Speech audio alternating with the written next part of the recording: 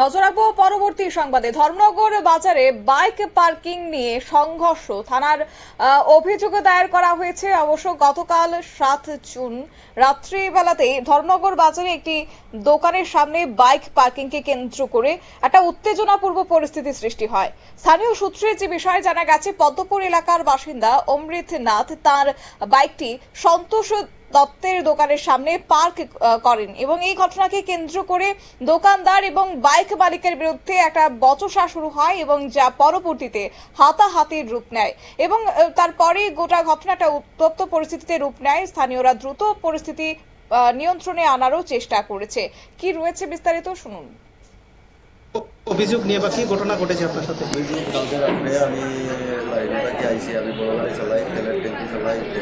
Line থেকে যাওয়ার পরে আমি ঘরের লাগে বাজার করার গেছি আর ওই বাজার বসলে সন্তোষ তার দোকানের সামনে বাইকটা আমি রাখছি, রাখি আমি বাজার করার গেছি।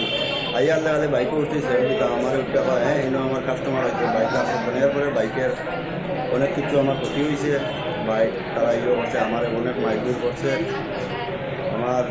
আমার ভুলটা কোনটা হবে যে আমার সুবিধ একটা আপনি বাইকগুলার দোকানের সামনে রাখছেন বলেই আপনার উপরে এই ঘটনা? তারা দোকানের স্টাফ আরও 4-5 জন আছে মিলিয়ে আমার খুব মাইগ্রেন করছে। খাওয়ার মধ্যে এখন আপনি কি চাইতেছেন? এখন আমি এটা সুস্থ বিচার চাইতেছি, আমার পাইছি আমি। আপনি কি লিখিত অভিযোগ করেছেন? আপনার নামটা? অমৃত নাথ। আপনি কি ধর্মনগর স্থানীয় বাসিন্দা? আমি খুব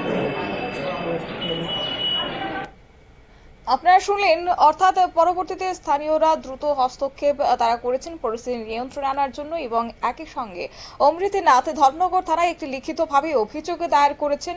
পুলিশ সূত্রে যে বিষয়ে জানা গেছে, অভিযোগের ভিত্তিতে তদন্ত শুরু হয়েছে এবং প্রয়োজনীয় পদক্ষেপ গ্রহণ করা হবে। অবশ্যই এই গোটা ঘটনার পর বাজার এলাকায় একটা উত্তেজনাকর পরিস্থিতি বিরাজ করছে। নিয়ে নিচ্ছি ছোট্ট একটি বিজ্ঞাপন বিরতির সঙ্গে থাকুন।